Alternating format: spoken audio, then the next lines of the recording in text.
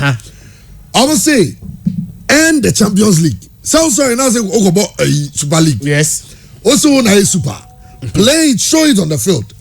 So now it is likely you might have some Super League clubs in the Europa League. In the Europa League, yeah. And Juventus, so omo the Edin. Because Juventus, Obo Inter, yes. Inter so G League ni wie no. Ni 2 games are abonyina no. Inter nchire say or relax it. 2 games are Inter bo after say confirm omo say omo na G League no. Chairman omo win 2 games ni nyina. Omo share Roma 3-1. And before some be share Roma 3-1 no omo share Sampdoria by 5-1. So even though see a confirming Inter Milan as Scudetto champions no. 2 games at twice nyina no. They've won all those 2 games and scored 8 goals. So when your team one, after they say G League na we enti no, obeshada yi 9 amobia take advantage and so team qualifier. Me sure say Juventus one very careful. Na game no at all cost. Also mbo na game no you can just 1 game pay. Yeah. Ten game no at all cost. Say Juve enti me win the game na. Like this one next year Europa League no. Be say hu Juve. Ah odi Cristiano Ronaldo. Ebo Europa League. And everyone Ronaldo enjoy team. And everyone Ronaldo enjoy. Quite interesting. Very quite interesting. Well, young share your FA Cup final. Yes, of course. A big one. Yeah. Between the 2 blues. Yes. The blue side of London and the blue team from Leicester. But before say beba FA Cup final no so no. Say Premier League ni the chairman. See o team bia or squad depth pana and Man City. Man City to me rest players. Now or the fringe players ebo. But you don't see much of a difference. Adebaku ama me de judge the quality of a manager. Anyhow, that manager team improve any players. And you can't manager Bakwa. O team did so much improvement. Can the players one? Pep Guardiola one of such managers. Me kai pass okofa Ferran Torres from Valencia. Sa year na Abranti friend Leroy Sane efi Man City akoban medikino. No more penny replacement. And o hwe mu a o call Valencia ko fa Abrantia your friend Ferran Torres. Chairman Ferran Torres eba Man City no 3 years for 3 years na Abrantia na say only 9 goals. 9 goals no say no emu 6 came from last season. It's you know the 2 seasons now preceded last season no na Abrantia na say only 3 goals. He comes to Man City on starting games to crowd. In most often, you know, Abrantia started from the bench. Some few instances, Abrantia a ringer from the right wing, no ball. Some few instances, we started Krano or Sabon as a false 9. Now he comes to Man City, chairman, and no board hat trick, no. Say this season, Man City for top scorers now on Kahon dear. Mekai say Abrantia friend, your friend, Raheem Sterling, and LED Goki, no. Gundogan has 16 goals. Phil Foden, Raheem Sterling, Mahrez must have 14 goals there. Baopa Abrantia or Toswa was more goals. Edema Man City Abrantia Ferran Torres second one was 13 goals. For a player in 3 preceding seasons was 9 goals per season way, even though unstarted was 13 goals. That is the level of improvement Pep Edema players are under him. It's in the managers in the home team. Sometimes they net trophy in Kwao. Players or better no, any players who are no, the level of improvement on the master players no is so amazing. Now I think say Abrantia Bakwa many German pie Ferran Torres. Me sure say Abrantia your friend Sergio Kun Aguero kono. Pep won't drink bebrebe because of air quality replacement for Abrantia friend Sergio Kun Aguero. Next year, one year Pep and go into the market to find a player because Ferran Torres say Sergio Kun Aguero go say Gabriel Suskrano antimi amo. Now, born as a false 9. GD on so betimia atwatena Adama Man City. Manager Abrantia pa. The last 8 games what ball for Man City no was just 7 goals coming for a player on starting or starting now when some money favorite position. False 9 most often. Also number of goals at Man City no. HSM Papa friend Pep die. When you play under him one thing I assured you say obey improve you as a player. Now and then so chairman Hodikaka the Derby Italia. Derby Italia is quite interesting. Come on, just imagine that game way. Nanka here say decided when the league no. On Quebec very tough game. But according to stage say Inter Milan here points we and fanya she. Say Inter lose game no crana. Scudetto ni domaji. It is Juventus that must win this game. Said by ya Juve about top 4. Adia Mira Huama Juventus in say for 9 years Juve edge the Italian Serie A. Wajisa 9 years. Na ebeba wie ya nanka emma wie to the point say Juve entimi enya even a top 4 finish e wo Italy. And Keba Yueno, Kebia Juve, the best second, and I would be third crana, Nanko be a bit me the Chomukaka. I'm for say Juve, teams now war Italy. No, they are playing against Juventus with a certain mindset. So I say, Ombasomo Yibitiom. Also, Juventus, Barcelona, and Real Madrid are still the only remaining clubs in the Super League. Yes. It's more than just any, but Cheramo say Super League. No, it's Inter Mafia. It is possible. Inter Nyemuka. The woman is Juventus the 5th, 72 points. Napoli at the 4th, 73 points. Napoli bonne against Fiorentina. Say Napoli win Juventus win it comes back to nothing. Yes. The amount Juventus whom I say Omani Brain say they will expect say Napoli be drop points. Say Napoli drop points then Juve must begin to pick their points to be able to qualify for top 4 next year. First round no, I think say Inter show 2-0. Omusia first one no Inter mo 2-0. It was 3. Yeah, 3. Yeah, 3 and 2. Okay. I think 2-0 and 3-1 back. Yeah. Ajara mo be check my. But we got 3. We got 3-0. Yeah. Chairman, Inter too professional. O Manchester League no match there. Bamboji League ni wie no. Games at twice na Inter Milan ebo nyina no. They are not relaxing. Me kai say last week, omo Roma by 3-1. Before some be Roma no. Na omo next game omo boys ombobo air from a game no. No match air Sampdoria by 5-1. So 2 games after say confirm me Inter Milan as Scudetto champions no. Omo say 2 games ni nyina no. As 8 goals, I consider just 2. Now, the last time I Inter Milan lose a game in Italy, chairman, way back in January. Since then, Omabo 15 games, 19 games rather. So 19 games, you know, Inter Milan win 15. I draw Maku 9. So from 19 games since the last time we lose game, no, Inter lose game 1. 15 wins, 4 draws. Omaba into this game. Medikaka, Inter Milan game nankasa any points there. Enfanya shemo because league ni there Inter Milan edikaji. But there Inter when say points build up. The last time Inter enya omo highest points Italy. Way back in 2006-2007. Ye boss season we no. Na Inter Milan enya 97 points. Adia Inter be bre pass the nebe chiso obetimi aye ne say obenya the second highest points since that year. Omenya 97 points. And then Inter 88 points. Say Inter winning 2 games na kan nyina na Inter 94 points. It will be their second highest points omonya since almost started from Scudetto. So even though say league ni the card there, but history there abrofo ni bi ho pa say yebobo ni dia kan asem enti Antonio Conte and the place match say yenso ne ba Inter Milan no yenya the second highest points Inter etimenya since almost started from Asia enti no even though so much league na wie there, but I'm not sure say and they Omema team for Juventus such an easy match. You start season we upe team back the defense pa Inter Milan. Inter are considered just 31 goals. 31 goals on consider no the best in Serie A. Mekai say where the almost ball almost 3 back. Milan Skriniar, Andrea Ranocchia, Danilo D'Ambrosio, both 3 back no. No ball Macho Demien, any Ivan Perisic at the wing back. Chairman, the way I start players, you know, I am quite compatible with my Inter Milan. And in the way omo etimi bo omo consider goals omo say more goals, you know. I think say former Juventus said into this game say Juve. The last 6 games that Juve abo, na Juve win 3 penny there. Say Juve expect say Inter ebe last year mo dia. I'm not sure say after say Inter confirm so much Scudetto no. Games omo bo and the omo see win, you know. Nyame no be say Juventus omo top game there. Against Inter Milan already confirmed as Serie A champions, no, they are not going to have it easy. Nyamianu Nukreni, me rebeho, say season na be ye. Na ye bo Champions League next season. Na ye hu Cristiano Ronaldo any Juventus say omo mo Champions League. Ade na Juve pan say Champions League betimi agibie. 9 years o ma Scudetto no man timi Champions League ni bi.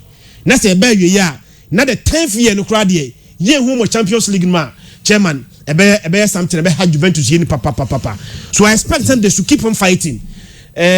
Points now at stake no. Intention here ni sa Juve here pa. And I'm sure say how are Juventus say here points no. And any bro here to be able to qualify for top 4 no. So Juve winning game here. Ukraine, I will not be surprised. They need the points very, very much. Here points than Inter Milan. Inter there. Ukraine points never near him. The real Inter near Brena Waji League never need there. Juve must win to be able to keep the top 4 hope alive. And Ukraine, there we want to say. So we need in every that's the likes of Air Napoli and drop points are. They are next year. Yemo season maybe you know. See Europa League 8 teams now. We have Juventus or Europa League, not the Champions League. Chairman, okay. But battle for top 4. What the kaka? Onum say teams me no ebo FA Cup final no. The same teams and say battle for top 4. Yeah. Na me admo on Tuesday.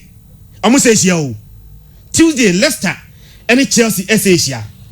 Now we league table now. Chelsea etoso miensa and Leicester etoso miensa. 66. Chelsea etoso 9. 64. So on Tuesday when they meet, say Chelsea winia or sign Leicester home ako 67. Now Leicester move from 3rd position to 4th position. Say Leicester etimi avoid the defeat on Tuesday. Chelsea Leicester so top 4 and the 3rd position no quite a shoulder. Naka one game pe na season no ba na wie adia mani ajama Chelsea ni say baby a season adru no Chelsea will need every player so betimi fit. And they making kai tabloids na adia mani ajama Chelsea ni say Mateo Kovacic also akobe 5 weeks Brent ne pra na ontimi mo game for Chelsea and then what na o make a squad for game na omne Leicester enso ebono we a Chelsea supporter fashion team say ne kepa net either go post no sometimes me sure said the we are managers it me manage 2 top goalkeepers no gan hayensia onum say wache games na mo Edward Mendy ebo Champions League any league no FA Cup no games at Chelsea abo nyina na kepa net go post no edema Chelsea sometimes we 2 goalkeepers even their last league game ground yeah yeah share omo yeah share omo 1-0 mo share omo but the lesson is 2 top goalkeepers omo nyina should have playing time. Manager don't find a way to give them playing time. What I say and we able champion me kai say time na Claudio Bravo any tested in Barcelona no na Claudio Bravo able league na tested in able Copa del Rey Champions League so goalkeepers we need higher tops na find a way of giving them a game time and Chelsea for ya kepa another FA Cup every game be a Chelsea abobiano kepa da go post no entenei Edward Mendy abano and my so say and they say oh frame me say player bay African player bay and I impressed me very much in the Premier League now. Obviously, Meko Abrantia, your friend Edward Mendy, very very impressive there. But me sure say no goal post on about them. And they are kepa another goal post no and they ama Chelsea. The good news is that for the first time, 20,000 spectators will be allowed into Wembley. Chairman game now for supporters. For bare 1 year ni and about games are now empty stadium. It affects even the tempo of the game. What you want now game no? Na game no stadium is so empty. One game required na affect too. Players na affect too. So for the first time in many years, now you bought FA Cup final Wembley. Near you bear 20,000 spectators on the game now. That is also a plus. Yes, so yes, spectators me across the madman and then you bring Chelsea and Leicester. 6 games on about the past 6 games. Chelsea winning be. Chelsea are going to this game one. They should be very very very careful because they are going to play against a team one. Chelsea ain't winning against them for the last 6 meetings or more year. Because of the last 6 meetings, you know, Leicester had draw 4 and we need 2. Time ebe sake Frank Lampard no. The last league game of Lusu Yeno was a 2-0 loss to Papa, your friend Brendan Rodgers, out the Kings Power Stadium. To Lampard last game of Obo, league no, and Sunday ebe sake no. Leicester the show by 2-0 among me anti. Now yebo Leicester say Chelsea ntimi show mo a adeba ko aye hwe say tournament na yebo no enso matapa chairman onim say eba FA Cup na Chelsea any Leicester the gap between them no is so huge me kai say the last 5 years Chelsea ebo the 4th FA Cup final 5 years ebo no FA Cup final Chelsea abon ko ano nyame adma de ne kan wa mako 9 and Chelsea ever finals of the FA Cup the last 5 years. Mekai said 2018 almost Manchester United. Chairman, in between 2018 Mokai said 2017 I'm sure and I'm saying 2020. So 3 years at Chelsea abo FA Cup final no. Oma wini baako pe just in 2018 and at 2017 Arsenal show mo and last year Arsenal show mo in the FA Cup final. Now adebako amanye Urahwama Leicester ne say uhwe Premier League na Premier League champions ni nyina no list them obi age FA Cup pen obi oye Premier League champion bia no FA Cup trophy. The only Premier League champion obi age Premier League pen only FA Cup da Leicester City. Also maji Premier League pen. Aye. But the only Premier League champion only FA Cup da Leicester City. In fact, Chelsea won the 15th FA Cup final. Nyame admene final na Chelsea bono. Finals etosu mako 15 Chelsea ajim premwotwe. Nyame admo chino timijia no oje the 9th FA Cup title. Leicester nyibi. So the gap between Chelsea and Leicester no is so huge. Even Leicester Crano we're in the FA final. The last time Leicester even the FA Cup final 52 years ago, 1969. Since then, 1969, I think say Man City 1-0. Since 1969, even final Leicester me Mobia. Me sure say about FA Cup now. Chelsea pedigree in the FA Cup. Or to compare Leicester pedigree in the FA Cup now. The gap is so huge. Say Chelsea bought 4 finals the last 5 years. Leicester last final in 1969, 52 years ago. So in terms of pedigree or FA Cup, Chelsea was so power at the same Leicester City. Now you have Leicester City on their way to FA Cup final now. Chairman, Leicester almost a Stoke City, almost a Brentford, almost a Brighton and Hove Albion, and almost a Manchester United 3-1, and a semi-finals. Almost Southampton by 1-0. Almost anti-Miami. Me Kaisa game no Abrantia. Your friend Kelechi here na cho. Actually the only goal of the game. Emo mo dey drew the finals. Almost ebesia Chelsea and Numri. Na Chelsea chama da ba kwa myself and say game ni baso Wembley. Medical ka say at least e benya 20,000 supporters say omo team ba Wembley. Abehwe game ni bi. But Leicester ebo game Wembley. They don't fare very well at Wembley.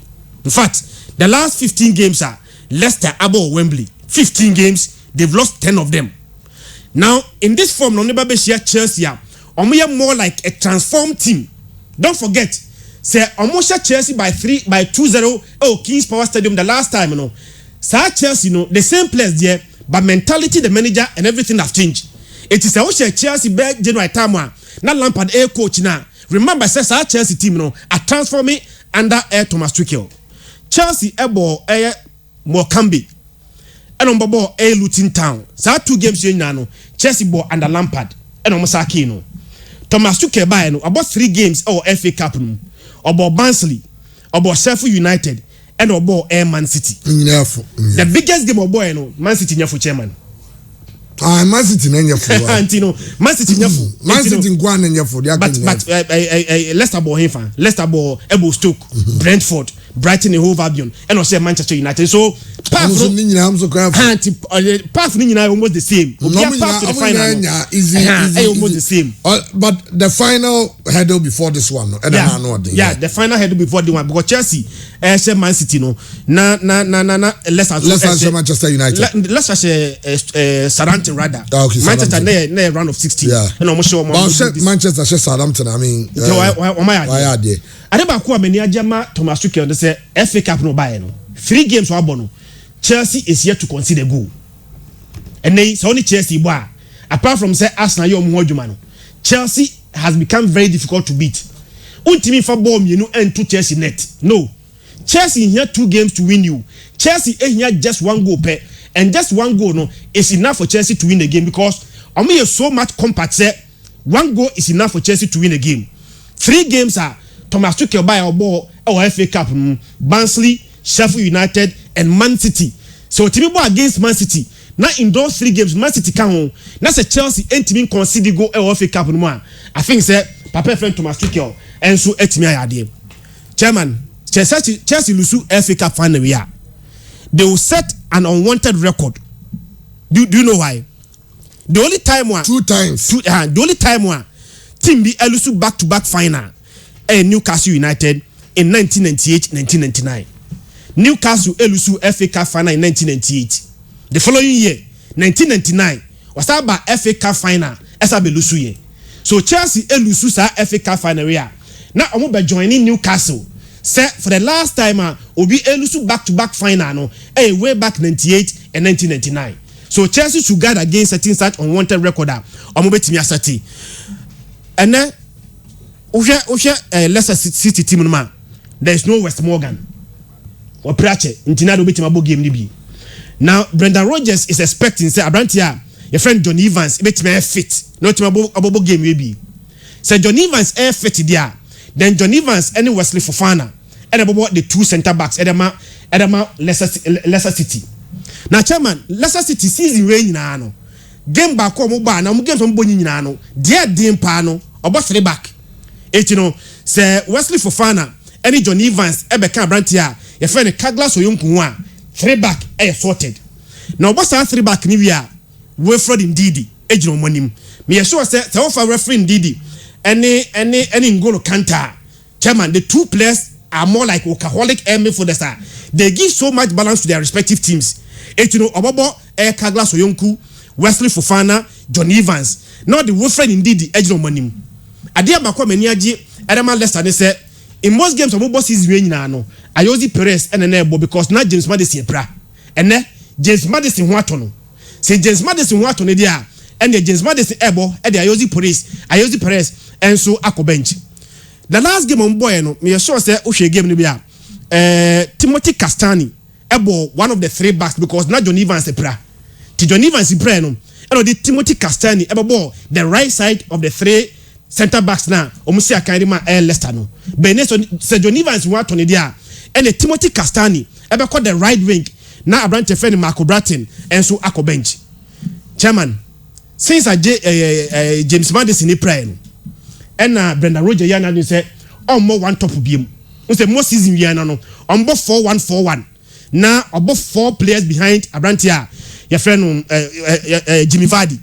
But since James Madison praying and what twisted team no and when you about 2 strikers. Chairman, since we started about 2 strikers, no, that is where we have seen the best of Abrantia. A friend Kelechi. Chairman, season we. So per Leicester 4 top scorer Kelechi. Kelechi actually 18 goals. Even in the FA Cup, I can say top scorer in the FA Cup. Kelechi or no actually 4 goals. Me sure say so here Abrantia. Your friend Jimmy Vardy. The numbers against the top 6 clubs in England, there no coach will bench him. So in the form there, but in the form against our top 6 teams in there, no manager and so against a top 6 team in the FA Cup final. Obeto Abrantia, your friend Jimmy Vardy. So England, the performance and the numbers against the top 6 teams, or 11 goals against Arsenal, 4 goals against Chelsea, 8 goals against Liverpool, 9 goals against Man City, 5 goals against Manchester United, 6 goals against Tottenham Hotspur. So a player, he had the temperament against the big teams. So to know against Abrante Kelechi Hianocha, they have enough firepower to score at least a goal against Chelsea. Me sure say Chelsea about this game no. They are not going to underrate or somebody to underrate Abrante Jimmy Vardy and Kelechi Hianocha. Only the attack no. Edema Leicester City. Chelsea the Bedika can say Matthew Kovacic back for injury. Yeah, prediction. Matthew Kovacic back from injury. I'm not sure say the manager will risk him so Bono and here they are now. Matthew Kovacic will be on the bench. I'd never change Champions League. Yeah, I'd never change bench. But me sure say 2 players are or more asymmetrical position or the middle for Chelsea no. Jorginho and N'Golo Kante. So 2 players no. N'Golo Kante yeah, the manager say I like it over. Okay. I like it over. So 2 players no. Emma Chelsea such a perfect balance in midfield. Hakim Ziyech had a lot of confidence into this game because on the share the only go against them in the semi-final for Man City. On Man City no. On the share the only go the man Chelsea on the Man City free. So Hakim Ziyech any Christian Pulisic are available. Every manager based on confidence in Tino Eddie Hakim Ziyech into this game. Kept another goal post no. Cesar Spilicueta, Silva, Rudiger, Reece James, Ben Chilwell, na Jorginho N'Golo Kante. na Hakim Ziyech Messi Mount Timo Werner ebo game no ma chairman Edin Pad Chelsea pedigree in the FA Cup ntino me sure say Chelsea game no ba na wi na Chelsea e win game we by 2-1 Chelsea Leicester be goal but Chelsea win by 2-1 okay yo na Leicester City okay o den menka akwani ni all right ode Dalibor if you have a call there I'm Adam Chamba. aha if you now akiri popo na ta Samuel Chambo but go there the great Ice T what am I doing here we are the dean aka we no kwa we are very fine we are very fine Bejodi Oh, damn. giant Dalibor say you have a call Chama I'm Adam. o de chere be no so yɛhwɛ David Italia ne kakra bi bɛɛ 5 minutes baby Okay, na yɛnkɔ anim aha Okay. Chairman, Ejare kwa nanko de enano pe ya ko wakrata wodo no nsema o makruchiri no nanke de aba behwe game. okay efa game no Efa game no. so Juventus anim guase omugu omo ho league nim na me say teams be brenya de enya Cristiano Ronaldo ye be bo Champions League nim Arsenal. aye Okay. Arsenal wo. team o Cristiano Ronaldo I say Barcelona mo Messi Messi man the defenders 5 kan ho go also team league Na but Arsenal say obi anu o de pass na ma Emiliano Aubameyang. So muntimi shin the Cristiano ba. no enu ho say akwa na ko man sense ka 300 visitors a week Ronaldo ba anu akobonti no ma force am na sane za de Chairman, over party bi so ni do o jada nya de ni atonzo Chairman, dear me was a program no Dana Musa Pateri nyom na boy I say ni say nguyi o boy nyom sa na we years videos bi all London Ghana for bi o mo London videos and then you nyina excited Pedro Minto guy every next season be aha Dalibor where the Corriere dello Sport. aha Corriere dello Sport Almost the Chi de Conte. the Chi de Conte Me wan say kamikaze decide Conte the Chi de the Chi de yeah almost Conte no on they decided as to say Juventus be UEFA Champions League and access but enye nko 3 people ni nyina o me pese Ejare di ni nyina to so okay and me dwen wa me ntiase say omo nyina nso kasa about say Conte ne be decide Juve where o see Juve na man di Conte enti omo see ene Juventus for no omo qualification is in the hands of Antonio Conte because and say almost sure I'm sure Juventus should forget about the Champions League because I'm sure it is likely Napoli will win it over Fiorentina. Yeah, after 2 matches, Chairman. I mean him say about say they can na and derby. Matthias say na make us say you.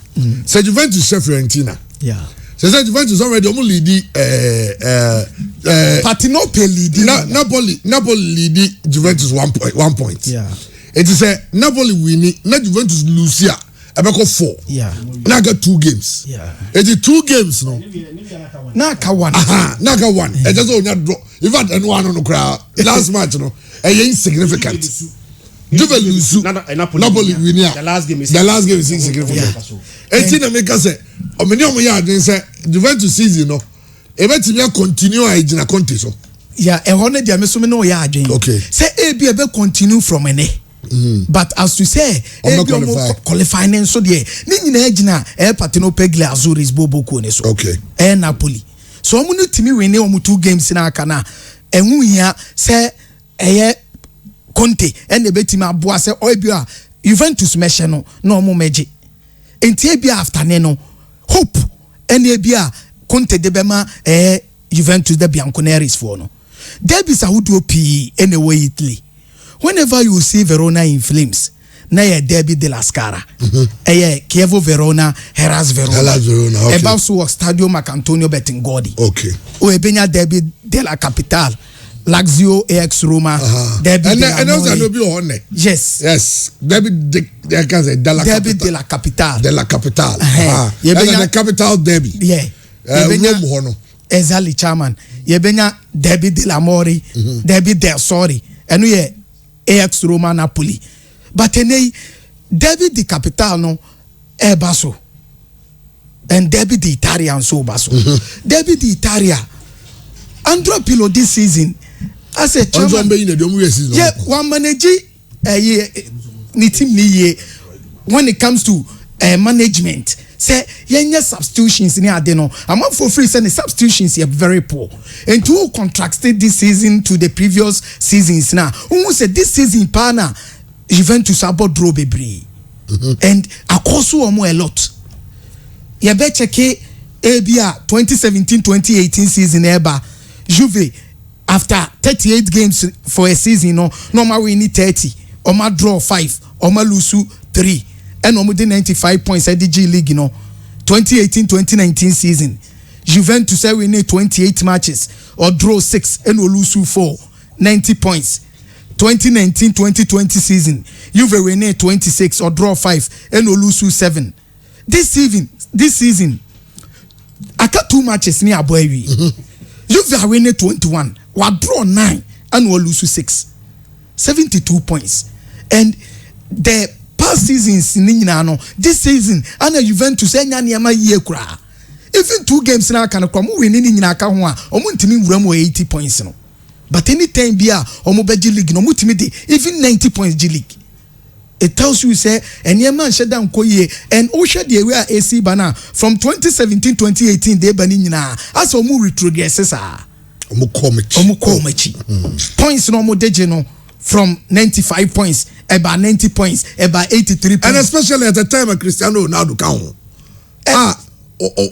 I mean Ronaldo Messi omienu na ball no omo ball no exactly and now and chairman that's the reason why I'm for ball Andrea Pirlo abaso na Juventus no so no team no management na o kan wasem no ya adwen omo meto no se shiwi wo team so odwen wa ntia Agnelli family Sergio Cancelo num ne wa utimi we na kwaje Danilo just odwen wa ntia se say maybe Arsenal go for Ramsey omo to players omo hia utimi say player we so be any so mo ba no matter like I don't know and but any omo pushi blame ni nyina de akwa Andrea Pirlo omo free say Andrea Pirlo say obobo no talent but when it comes to coaching and onya talent na di coaching art how do you design system be suit club no but Andrea Pirlo the way was share ne niam no quality when it comes to quality obi you come no nyad only quality bia chairman what the cambo Cristiano Ronaldo but okay quality as in terms of the players exactly oh okay that yes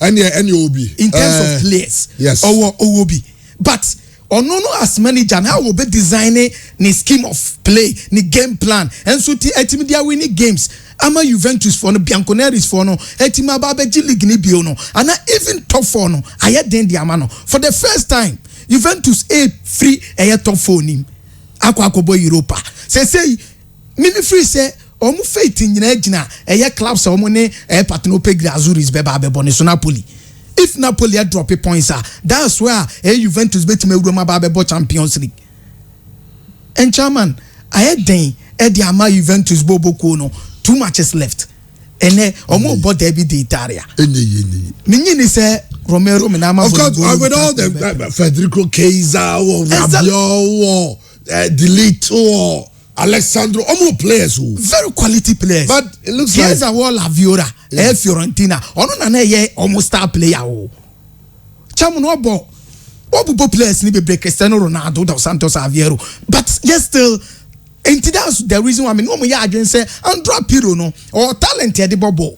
But as to how at any of the coachy, as to how we be designing ne game plan no yasem fofro because with all these players, untimi more top 4.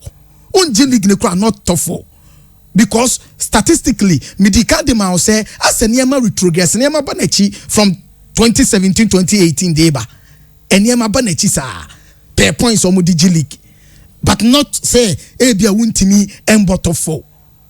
Say they only have their hope in at the opposition no money and they say omo the problem time Frontino Saka be Frontina more drobi na omo no bod ro home betase and also another question yeah chairman enti chairman me feel say a very difficult a season de ma Bianconeri well yefa see you na yefa see you na yemra yenko enim because e won say matches so weekend of course you wo kanini maybe nanka Lazio ene Roma ebon dey say jai Lazio for no more even for Sergio Cragnotti on am maybe go to Christian Vieri no many play that time na Lazio nye team keto and Lazio na say e maybe Lazio and nanka who players are no more am team bi no mo dey UEFA Cup no yeah team no Christian it didn't go and say Veron I mean players mention them but Lazio na bibi o bi a chiro mobile nom ne I mean I bibi I said I say akwete Juve ya dia ya o say then the Arsenal dey okay wom Arsenal dey problem nyina ya dey baako you were the most useless board in the world your board is the most useless o say oju wa won tiase na say mu the sun ade bi am jubilate ye go here say nya no kre say say afede Cranky for now, I imagine say on better team no. Say Daniel Ek, I say 1.8 billion. We are raising funds for it. 1.8 billion pounds over top because they say all the legends etanechi by BBL Hope. Dear Hasna, BBL Boko there. Chema, nyame adum BBL Boko. Nice one. And now the fahi. And then we remo the CAF Champions League game say ba. Ye nyai bo, ye country obi ase ye money. Ghana team bi ambo bi njomo dream say ye mo Champions League ni bi ase bi. Ye da so bo. Yes. And teams in so a wom no. On say bin so ne Asante Kodoko abo over the years. What the first Simba kra na Simba no mo quarter finals no. 2018 so mo ne Kotoko boy. Yes, 2018 no. 2018 yeah. Na chairman o say check kra na obenya 4 players in them that's what team nim. Simba team no. From 2018. Yeah, from 2018. O check Kotoko obenya 2 or 3 players but none of them any starter. Say Edma Asante Kodoko. Okay. Inti JS Kabili Elremu the Confederations Cup. Obekai 2008, 2007 mo Bashir for more time and I rebecca mo Asia goes no. Yes, Kotoko played against JS Kabili. But enino sa clubs near to me Elremu and consistently omo PM our Africa. And it tells you say a project and the omoya no elbo musoso war. But today yehwe your clubs na yehu mo baby a consistency nya adwuma sikasem so enkoye even aside the quality players kwa na almost say produce no yehwe sikasem say ni si echo and enra MC Orges ebo against work and two teams no teams are on the African continent omo performance ne ewo so Saufa Waka wa coach Fauzi Benzati and omo ekopi mo ne USM Orje ball game no he lined up in a 4-3 formation game the end in a draw. But Fauzi Benzati ekwanya Bamak Tesema first official game no on person reporting ma CAF because almost share legitimate goal referee na anje Yaya Jabran share first goal the momo from a penalty spot and na MC Oje for a taker. Now in a 4-3 formation Fauzi Benzati midfielders and in the attack chairman omo effective and omo say efficient ne affront onom no Ayub El Kabi Chan team no, he was the top scorer, the leading man at the Morocco. A bunch of fans say Mohamed El Felani, El Poti from the left side of attack. Right side of attack, Omakofa, a bunch of fans say Simon Musuva from Tanzania, Edna Babijinaho. Then Jameford, Yaya Jabran Ebo the Chan, Walid El Kati, Ebobi, and then El Sanani, and also El Poti. Now, changes are Fauzi Benzati, yeah, what they Saladin Said Ebemuno. Yes, ninya so entintam entima amfama no omo Zamalek ekofa Mohamed Onajem now Mohamed Onajem ebo loan at the club finish work but getting that draw the return leg ebeko so Morocco I see say work will sail through na omoja club fence MC Orges kwan enne ba I mean parents now me sure say for the likes of Hearts for the likes of Asante Kodoko they need to start re-strategizing. Yeah. Share for instance how about work in MC Orje. Yeah. Top game. Me game and me nyam me pa Mamelodi Sundowns and then Ali. And the Ali game no. 2001. That was the first time Mamelodi Sundowns ever CAF Champions League final. They played against Ali. And Ali Sheom. Yeah. Now ever since Papa finished Patrice Motsepe now the CAF president. Yeah. Ebe take over, there was a project Sa project he invested $10 million into club FNS Mamelodi Sundowns. Omo kofa a top coach in Piso Misomani, our national team coach at the nearby. Now, Ohene salary are not OG as a national team coach now. I was Otua above that. And chairman, Mo Piso Misomani in the first press conference. Ewo Mamelodi Sundowns, the first press conference. Or catch what say. And they when you check the numbers, a chance Mamelodi Sundowns ewo form in terms of the numbers and the points at the G League. Okay. Aside that, was what you to me say Mamelodi Sundowns pressure but omo money time.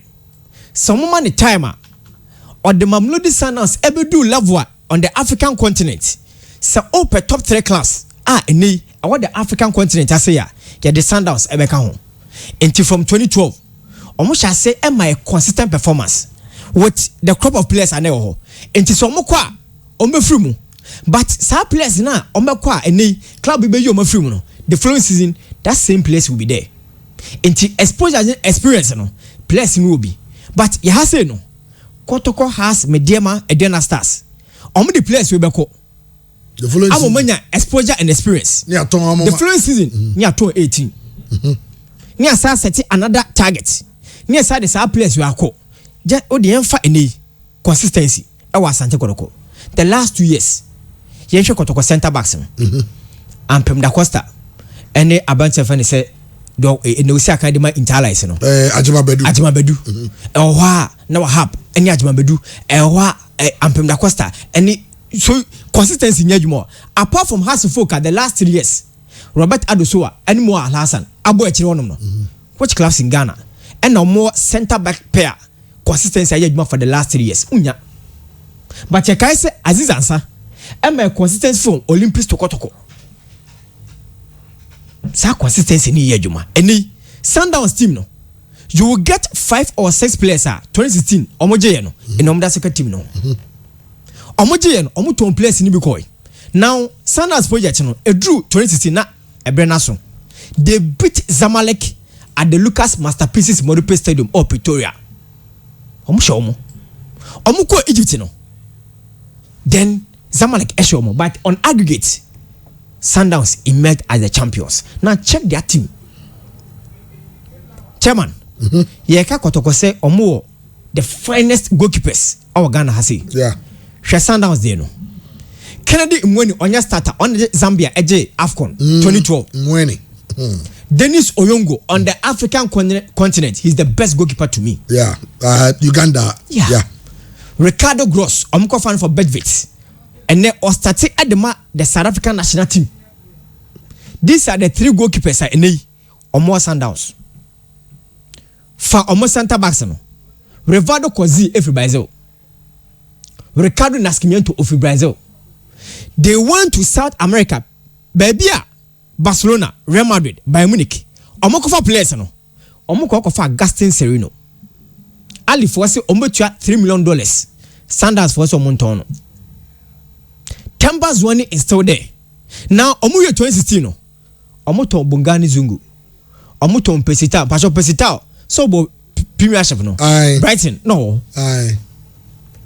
These are the quality materials and Sundowns. Edu omoje.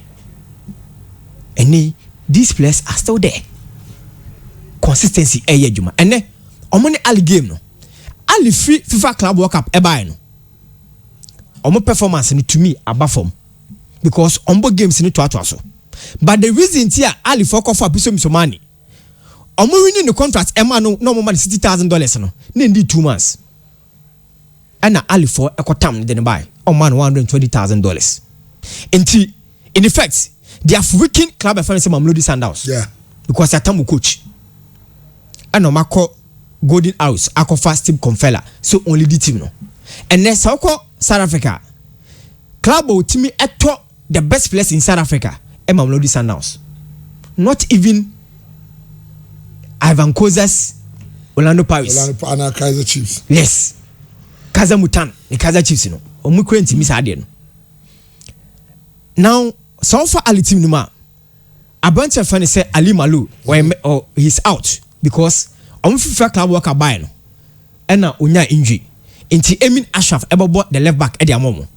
ɔmo two centre backs no Remy Rebia buy na onguso ene Remy Rebia air back ɔmo Koraja etua $3 million ekofa bad bano ene obegina ho dia mom their right back ɔmo two right backs Mohamed Ramadan Beckham ɔmo tua $750,000 ekofa from Wadi Degla at the age of 23. Mohamed Hani, another fine right back, but Mohamed Hani ever had a lot of defensive duties than Abancha Fencer Ramadan Beckham. And Tipiso Misomani out for Abancha Fencer Mohamed Hani. In the FA Club World Cup, Omobo against Bayern Munich, 1v1 situations. Alfonso Davies anti-match Mohamed Hani, a whole end was 17 in position, and no gender position at their mom. Omo two odi midfielders, Aliou Denk, and Ahmed Sulaya. Now Ahmed Sulaya OAG, but the energetic moves are Aliou Denk Edibemano, and they will roam into the starting 11. So I say Piso Misomani, Elbo, Ahmed Sulaya, and then Aliou Denk. Up front, Piso Misomani about the 4-2-3-1 formation. Taha Muhammad Omutu at $2 million, acquired from Arab contractors.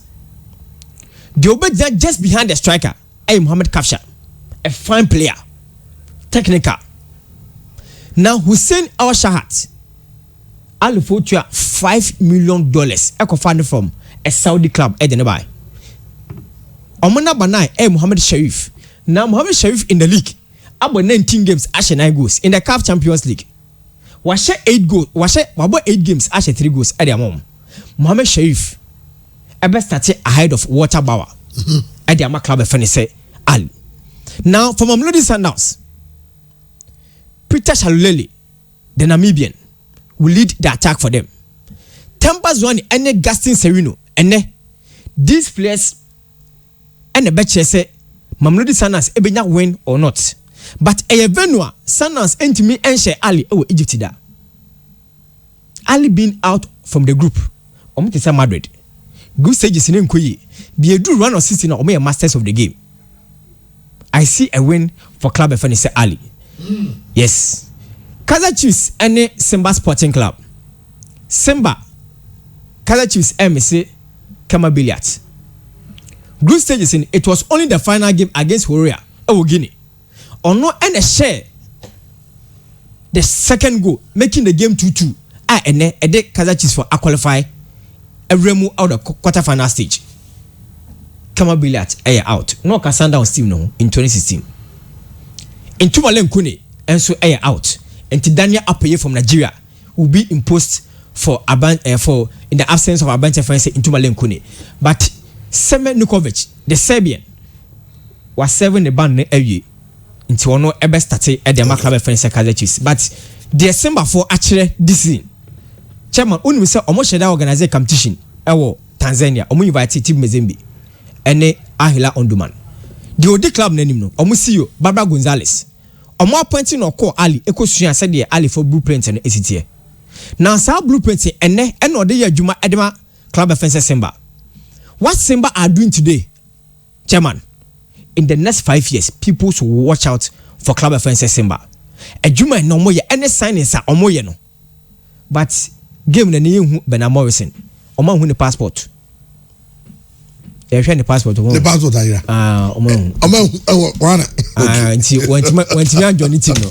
Into Bernard Morrison. Okay. But it's a very difficult game. If there's going to be a win, I'll go for Club of Fence Simba Sporting. Wow.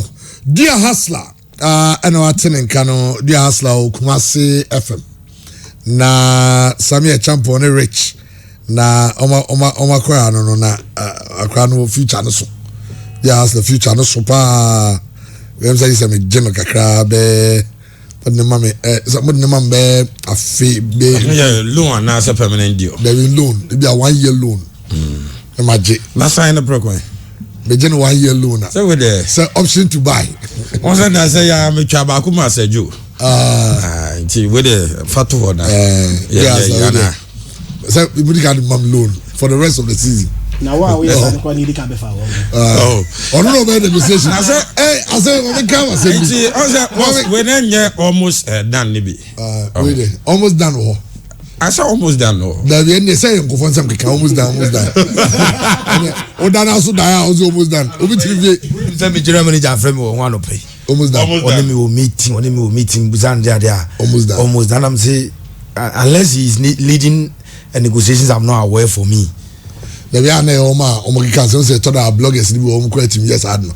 E bo on go for the join on side no. But me general for the rest of the season. Now season option to buy. option to buy. The Kai Shamo US. Shamo US, yeah. And those times Capital Radio or arranging meetings say social comedy can no social time on the comedy say yasman so no make us and test what is say be on meet before we go Capital back say comedy can do Capital na omo meeting here na omo no fashion one of I had to say Marco Variety Basa for ko yeso mo pe Marco Variety and ni ko hia e no aba holidays or Ibiza omo ni ye bibia wie di nkomo wie no so okay obeye adwuma no e de amomo obeba bo ye hu ya no say name amom abasi atwam ko pari o habra Variety e da so etire ba bia me kai sa story de pa Shamu crowd radio so anopano oye Capital Morning no so nyame adoma kira obeteme kan Fox 97 nanka see yes adia kwa fa so see from so see brass and see for that's how you do almost well ajebo yamra your local league na soccer coming said there are a number of issues I mean what is happening but they say Osman Bukari Benson Anan and Kwampoku ye yom fi blaster nim do mo ba na 23 say omo Japan friendly no but we say do no be say the importance of that friendly because him say Black Stars and they say about two friendlies no they are prepared for World Cup qualifiers any AFCON na eda enim no na two friendlies no me just say we cost Ghana over $700,000 but yeguso yeah said Ibisiako it is likely say assistant beba nche for Siga Kono Bruni be baba kan ho baba ka assistant no and Bruni baba assist CK ai the etete no na so CK no mo say omba omo di kan say CK ntimi nje afkon no and his excellency na ado anko kufa do ka cho mo say CK Kono na be coach team no mo twa so say no mo de na bas assistant I just say the etete say David Duncan I there or best scouting of the opposing teams in this side san etete teams ben san etete omo eni omo bo World Cup qualifiers I know omo AFCON for Ethiopia mo omo no AFCON qualifiers back no boy na South Africa Sudan and Ethiopia sorry na Sao Tome who say Sao Tome penny team show omo kro mo South Africa we couldn't beat them South Africa Sudan for share with Sudan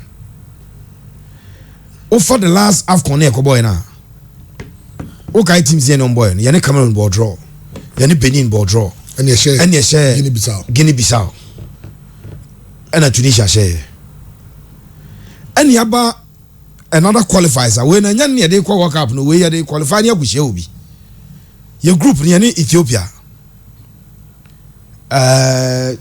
Zimbabwe and South Africa yakofa broni bi so ma scout hwan ma Ethiopia for that broni ni babes assist CK na Duncan scout Ethiopia for no no yeah CK will be the final authority on the take decision sasa na o say and say omo be yen say the broni no money be adwuma because if CK is still in charge assistant ni impact on the be CK no dey na pacho adentina and is student representative council for ultimate transit yen hihye no mo di so no mo e dey am student na Ghana Football Association for ultimate unim say under 23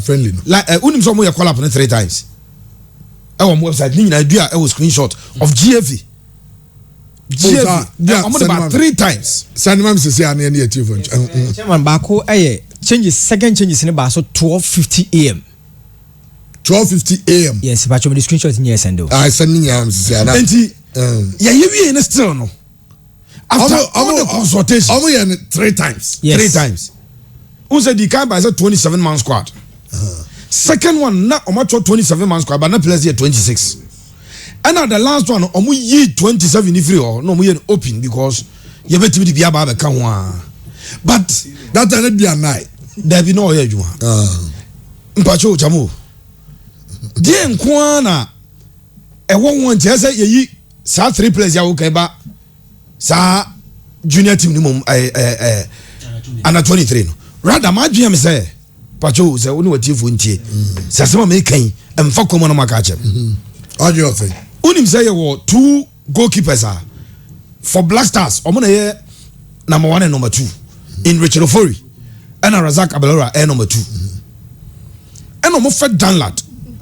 I've chanced on a discussion executive council for nyina akoye led by Randy Emma Randy at the two when him say on under 20 goalkeeper in Danlad Ibrahim no or a goalkeeper see an opportunity na Black Stars no otimi omo build na as a national goalkeeper eti chamo so wacha unsa Black Stars main call up na buy Danlad edin or as part of the 3 goalkeepers but definitely see about friendly matches na enya dia Danlad ko mbana abobi yenya opportunity say yakobo under 23 friendly game with Japan or mobile Olympic Games libi say national under 20 goalkeeper na say automatically or national under 23 goalkeeper in Danlad ye 2 friendly games are born on mobi because men World Cup qualifiers here dey nyana Abalora and Richard Ofori na first choice goalkeeper no new and Abalora be that over Tranche it's over Tranche but you need experience for this young man.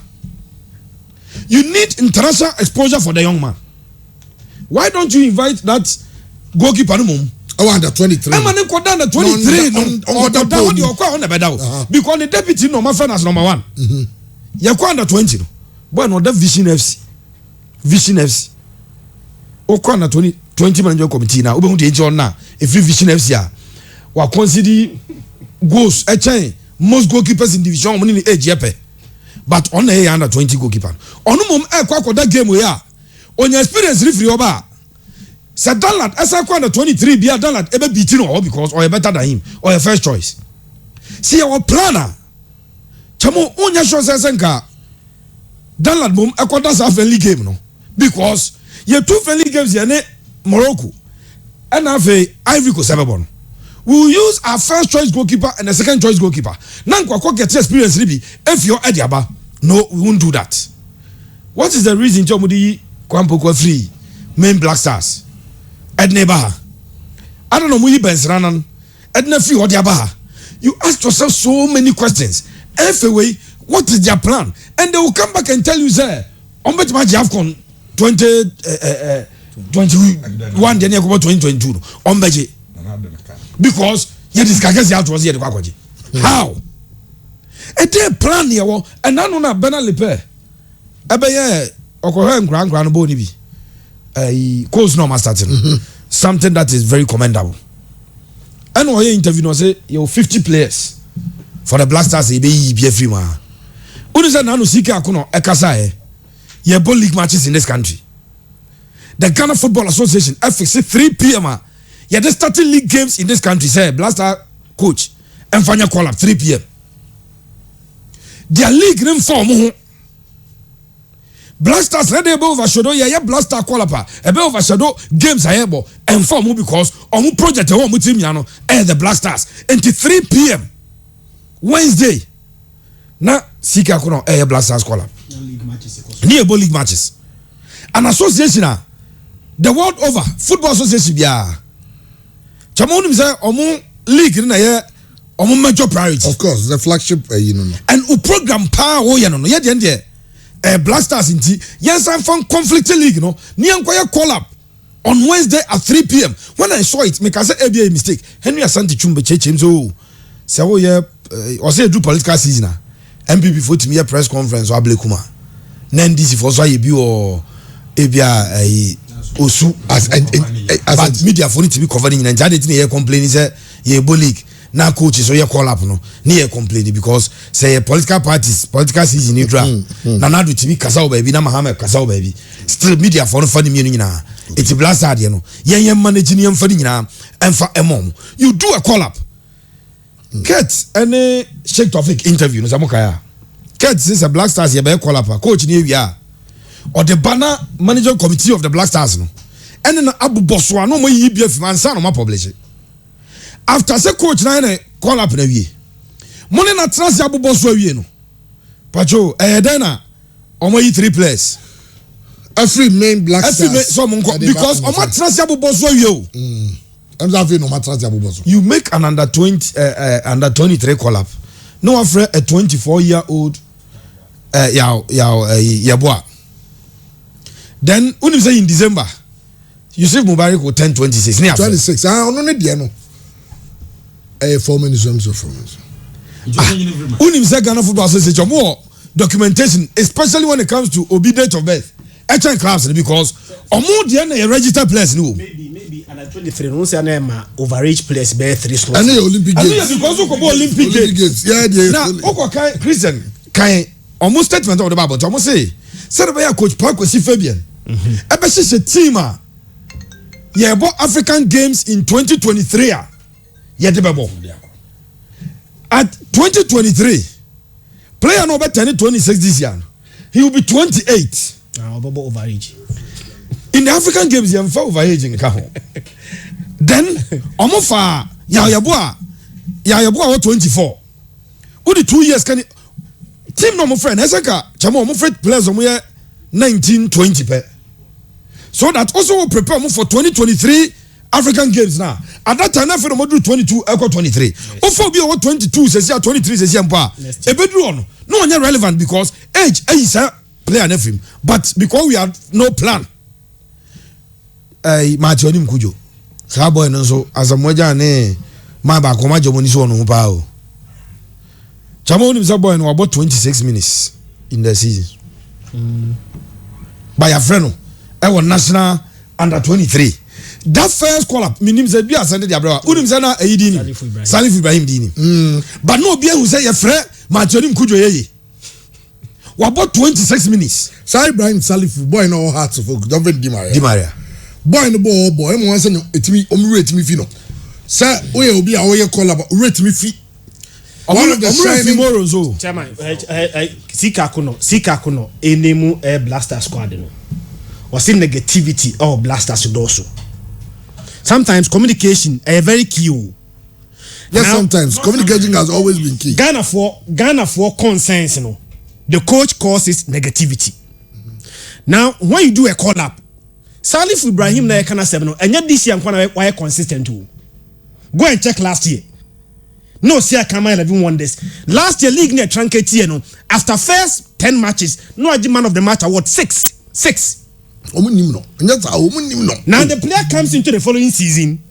The first 10 games, no man of the match award Maku 6. No 5. The last 2 games, Waji man of the match was 7. There is no player why are consistent and Salif Ibrahim. And no player in Ghana. And especially Ohen of Rabio Free. Serving from Techima 11 Wonders. Oba Hearts of Oak. Now he's the poster boy of Hearts of Oak. Tamano Siakai. Over 2 matches, I think man of the match. Tamano Siakama 11 Wonders. Osiakama 11 Wonders. Watch the games and Waji man of the match. Big games. What the people were saying is big games. Team get to a pressure. He moves in a second round to a team 10 years on your league. Pressure what team Bia Ghana has say. How the fuck this is to be more? Obayeno. I was slotted in easily. And the last 2 games on the man of the match. Yeah. Registration no GF for na year. To the fan say first registration here ma 11 wonders don't move in age. And we move to House of Folk must register the second round. Still no be referee age of only within that age category. Chamon is such player esenka even the main blasters no. Omano opportunity na on the namho kakakakra to build his confidence because or a player consistently or chessabon onimbo. Unim de ntia Moro de no mure feeling dey. Anytime bia Moro be shine bia no mo yema hye mo se Ghana for be ka se Moro no ezo otu say o maka che say Philemon Abarama de just blasa ye jabo because on our friend Philemon bi zo ka I dreams dey no on waka ho but Abarama nti o mo refisa o koma Moro Ibrahim call up no oba no be shine a at the press about 2 hours say boy na ya de chen Baba Rahman enti men ye frɛ Baba Rahman bi enti no mrefi moro din say moro so fall within the age category a hala no man Ghana anti league ayeboy your left back bia oya de che moro Ibrahim na mo frɛ Black Star 40 players bia koye camp bi no mo frɛ those players e pass ye frɛ na 23 de mo qualify but ye frɛ men Black Stars o time of COVID enti ne ebo to AFCON qualifiers na ne sure say bia na COVID players aman Moore was in camp Salifu Di Maria was in camp. Now we come to under 23. Those players. Now media ne bashia ahomache 12 do you know 12:50 a.m. No much change no I know many screenshots of Sadino dear Menya beba say ejahidi bi to one here. The changes are more constantly. Ebia unless onya abotre hwehwe mu ankaza we are 49 a.m. 49 a.m. That was the second one. We are second one there. Yeah, first one there, no mo frɛ Fatau Iseku, steadfast player no. So much friend of Blasters. Blaster. Until we omu uniform. Second one omu uniform. And Nico Blaster. Send the of Blasters. Blasters 2 friendly games. Under 23. Baku 8th. 2 friendly matches na here kobo Japan. I'm for your business to do. Oh, what doubt too much. It is all because we have not been serious as a nation. Oh, really? Yes. There was no serious country. I can come over here the Ghana. Country, His Excellency, I can't say, Yakoji AFCON. Yako World Cup. At least. Chamo say at least. Now you say, yeah, big way, see, do semi-finals. You were $25 million at the way the yes, Adium. Ubi sounds materials, but which players, and you do a moko yes, Adium. And what is going on in the country now, especially in national teams now, BBH say we are not serious. So Bekaya, the technical director, Lepe Bekache say you will 50 players and a year. The head coach say you will 40 players and year, which is which. We had the same team. Yeah, at that time 50. Now, I might as well do 40. Until when the team no. When it is so free about 50 no, and when it is about 40, and you have 30 cc. Kakamjo, Jane team no. Adam who pass some ye Ghana, Nimdi Ghana, Yen national team yechi. I had that CK Kase say, Baba Rahman proud national camp in tea. Blasters in the because what friend no, ya de buano. Blasters no, okay, Jerry Kamenko. Jerry coming konaka say 30 seconds no walk up. And we pray. I didn't even for Blasters number 1. Me Jerry after that game the share the POP no me Jerry sana me or Miami. Yeah. Na me hotel I mean Okasakwa ni sio. Sure, can come over soon. And at the end will be the tonus and you won it was a call. But Baba Rahman dey see him for national team no mo no. Wonim. Me na me Baba Rahman enti wo break camp ya wasansa na ohun kankan ya nani ngu. Oh so ade. Oh kankan asam no mo me nkanti no mo gusu di sa omo yes ane ma no. Abutre say kankan abutre say na omo gusu no mo yes ane. There is Baba Rahman you on the pen or the back. Ese say that ko catch mo say me mad because masa. I say, so catch on some member because myself can come up when they are bringing a castle. Nanamos. And it's a Baba man or no one will you catch a sick and say, please don't call me again. I don't qualify to be here. Now, Javis Slop is on a gun and be manner. Or a gun. I know the embassy position they said now. They do see a call Nations Cup and I see a call walk up because your team needs to see and seek Akuno your head coach. Of these Blasters also got the AFCON. AFCON no. Can come here for neighbor. Minim say be a $25 million now His Excellency say watch out. Can come just here to tomatoes. But near be end day. Because it's a yajin say it's about money. Scan here they call it day mumwame. Your countries or Mabaji AFCON now, and your man no bonuses. I was through the highest. Henry Asante Chum say luck. Or the luck in Zambia for the G. That man no can come. Because I can see on 1-on-1. Me pen 1-on-1. No, my can't be at him. None of the say, yen blaster yen shishin kawa because mo qualify yen nyina yen yakwan ko tournament no bi. What a shame. Mon kan tell the mama say he is a disgrace. Nyabotre. Can me nyabotre. He is a disgrace. Tio. Nani abri nyina ne say blasters qualify say e ko work up obenya kwa akobi. That is a shame. And me some year tempo men cause the blasters and some new your mudi na can come near ye all because blasters qualify say ko work up obenya kwa akobi. Na man ko work up I no ntimi wa men ko heaven. Say blasters qualify for work up me ko bi nti. Can come work up say na Ghana kwa wan ko bi.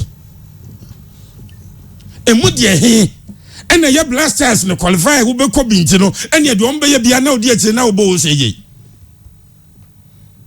You work for an institution, and it is the duty and responsibility of that institution. Say, Ghana a tournament be or do be kobi. Sense for you now. You decide this blasters qualify a beko binti. Diomuye. Diomuye can come obi a kobo say yeah. You have football be doing. Our people have shown that they are not serious. And Ukoka, you are seen as an enemy. Sika kuno see negativities. Dear no more ya positive ya better no I am negative da. If you come and tell us say Fred Baba Rahman because we pray on national camp and it's your team no mwana no ma better no ma boajo su ye, then some of us they always see us as enemies. But whoever wants to follow the truth everyone can come I am no crane ye canoe blasters yeah his excellency is what AFCON. No abo at least semi-finals of the World Cup. No, worth $25 million. Can come Mr. Omwami. $25 million. Now so or the year they or say how is he using it? And you say what ya a bonus is a cashier. And then so or ye day the Bema boys na koje. Oh, bonus is in the American sugar crash. Say the ten say last AFCON no na bonus near 12,000 per game. Okay. Obeka ye boardroom you know we need back up. Players will be anya 36,000. You too fool. I be anya 36,000.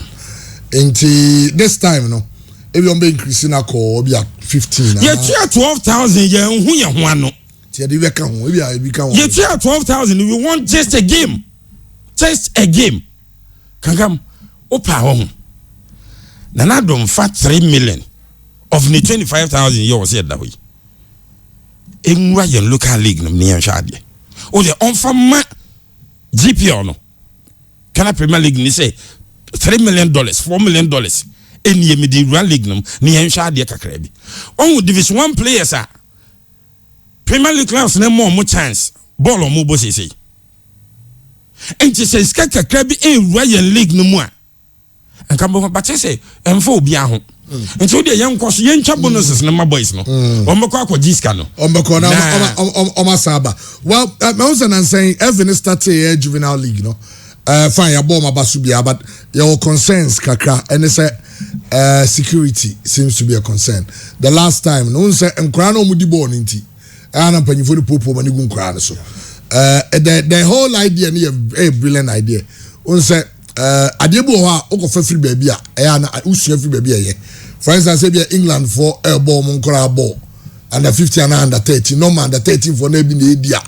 the thing is that omo gumi referees no so mama by England under 13 ye mu referee England ye mu referee ho because the second referee police be chew sure edwa ko gina court ajeliu because what bu nipa Ghana baby a udi boni a for the free stadium yes stadium and as a political party rally as and one we are free and as I them I am basically as oh yeah you two back say yes no and kranom di born let's protect them almost some conform last time when I report this as in park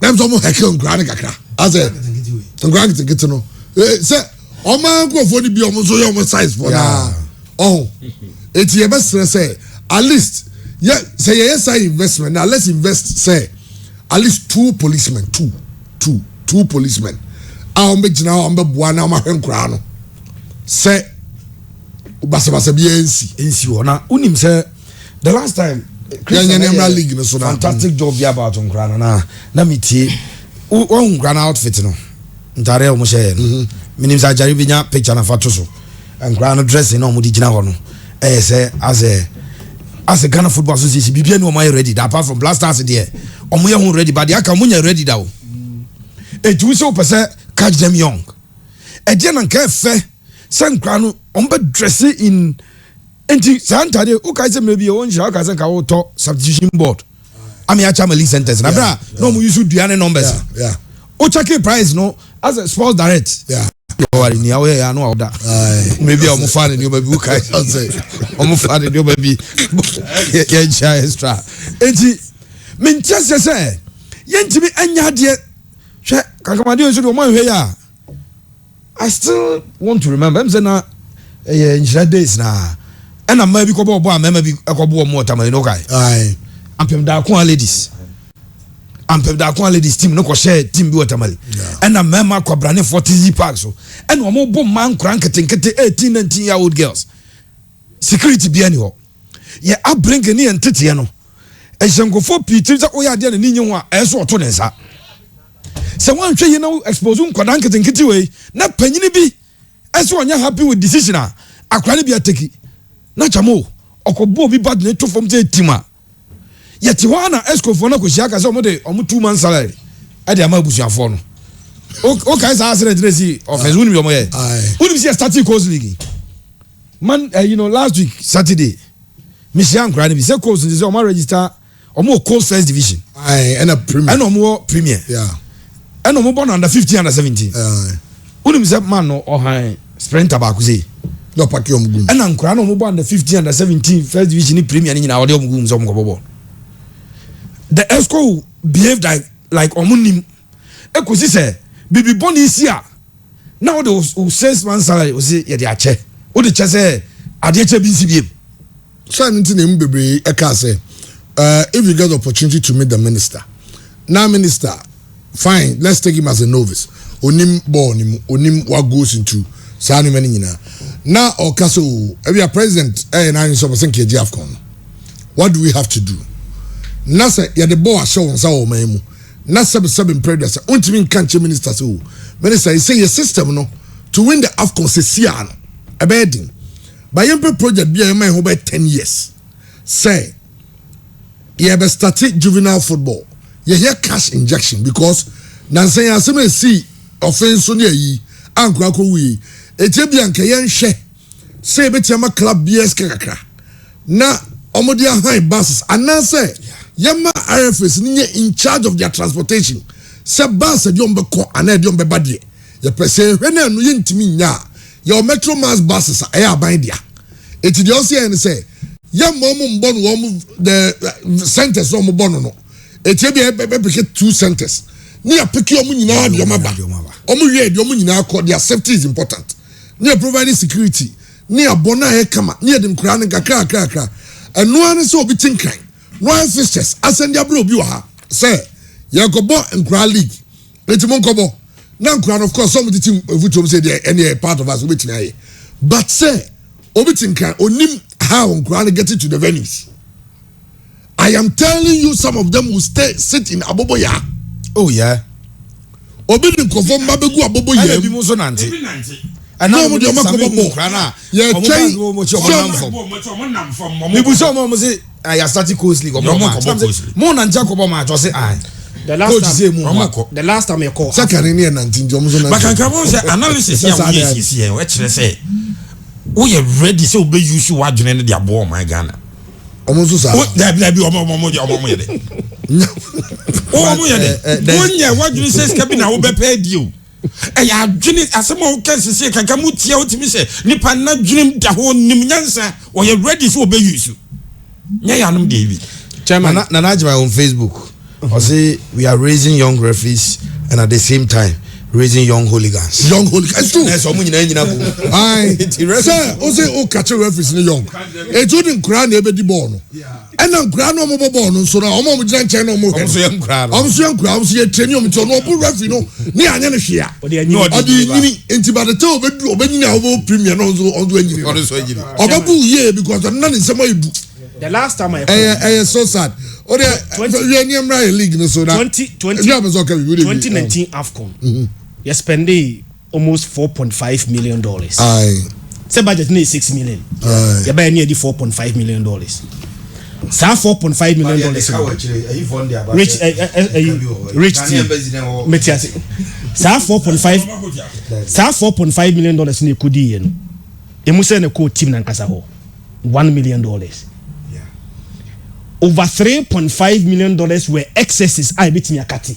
Yeah, the supporter squad. Ebet me a kati. Scanner the coin $4.5 million. No. The spending with team Nankasaho, the players technical team bonus in this Bibiano. Now you around $1 million. $3.5 million were spent on excesses. A wooden for now the last AFCON year is here Baboko year budget by $50 million was so revealed. Young no chairman. Next year best spend with team Nankasaho no. About less than $2 million. What the young bonus was in Bibia. I best spend with team Nankasaho no. The core of the team Nankasa players, technical team, everybody Nankasa no. About around $2 million. The $13 or so million no will be spent on excesses. Chairman who need for so you bet me a year without them. Now can you imagine what they bet could be $2 million, $3 million for our AFCON no. But sir excesses no. See cutting those excesses. At the back investing in our league. Chairman, do know the amount of money and even tax. The last time you check, not La Liga not Spanish football just La Liga contribute to over 2% of Spanish GDP. You cut 2%, but your raw figures, how much they are contributing the Spanish economy now. Chairman, you'll be amazed. Yet your mom will say, "Mama, for football criteria employment." Let's ask ourselves, the players now, you employ more. How many of them even pay tax? Because they can't consume no more tax. Let's begin to think as a people. Scanning they call AFCON no chairman. The how many say the chunk of the money will be spent on excesses and who need for so $50 million. Young you know, net team Nankasa hono $3 million, maximum $4 million. They can no supporters. Why, young ko AFCON Nimrano. Na Kwabrania omo board no. Were richer than the player when we see a kind of last time. Does it make sense? Well, but you care about when you know, but referee for no so. Maybe show video be. Now, much trade the referee J. Which me, I'm say about what ya omo here, you know. So. You video, mommy. Referee is there today. Me the video is sending us video in clear. Now you know why ball a branch. I say handball. By video na me send in clear. Okay, draw my video send me now. We try the yaya was a mention hono. A bonus about video no hono clear. Yo, ya dana see. Yeah, chairman. Remember as your colleague. No, but apart from live games, no. Games that can omu video omu me yama yana. There will be money. And a live game nankasa no one camera say uza nano kotoko anya one ibu ane 3 But they don't give a different okay nano kotoko ne minister na ehwe kotoko ne oboasi game na dwarfs uza time a kotoko take no dwarfs for nya second chance anka ekoshe no mu kotoko go back no replay and the omutai pa na say the chair answer na eno commentator ne kan aka na bufo so answer na omu back na ball ne sha keeper na say go no mu yi playback bi obayi ebe ngakaka but mo video ndi yes o mo bi anyi bi no ngakaka ebe se ka competition right no mo wona nu ngina ebe ngakaka say free chi omo ba Ghana aje o Kofi ya start ya chi o kaka ebe DSTV atwa me se Ghana nko ana ade a ukọ amman bi so a omo ye ya achi nti omo improve no ye de ya never Ghana nko ana ye de ye ko ye okay ade ni ni eni ni ye too clear e wona referee ka chem so oh rich bono ase o 10 anyway na ha e bono nsa George handball but who's what nsa so ko wiem just waje off ana ibusa no no so oh sometimes in referee no e bia wo show nsa no but o de he o see defender no striker no control ball we no e beat defender no e bono nsa e to che hana no bono ha who's striker no just but who's na video no nya wa share wie say no answer wa ball so nti ya ball we see we no de he one for players who could say referee ade na nsa wo wiem e wiem so just waje off like I was saying, DSTV a try a league either. Why should we go back to the extent say games play back ahwa unya bi yeska angle na say ye de camera no to kwa ma hu say yes ye age offside na yes o mo kofa VR ba kruma say VR maka me say time when referee no best stop game so ko check abo bedu no bi afa TV no ko o de ye kan se na mo o bedu o kankam no bi apage TV no de ko but VR no omamo champion VR ka ordinary link good. But what I'm saying is VR no, to have a VR you know unya an electronic scoreboard. Thank you. Electronic scoreboard no so yen chire mu say yen nyibo no wo so me say they say I had the opportunity of watching Man City and Chelsea. Yeah. Chelsea share third goal. Sorry, Man City share third goal. Also winning 2-1. Almost share third goal be. There answer ref in the ball whistle and we jina. Now begu scoreboard to go check. Go check. Go check now begu so. No much chance a possible offside and a possible handball. And one say good. Said the idea to a issue. Oh yeah, not decision. No go. Na VR that's it. Oh go. And one no. Now, yeah, what stadium one? Yeah, it was stadium one. For Doma, say example. Entry number 1. Yeah. Doma any electronic scoreboard. Scoreboard and Gaza Kwenyo. Entry support is nim there. Ref no ko check you. Jisebia. Go put microphone where you want to kase. Go check. Enti obi anyina ho ntwen. No waka say here because we demand the crop. Mo ntwen go no ya go VR.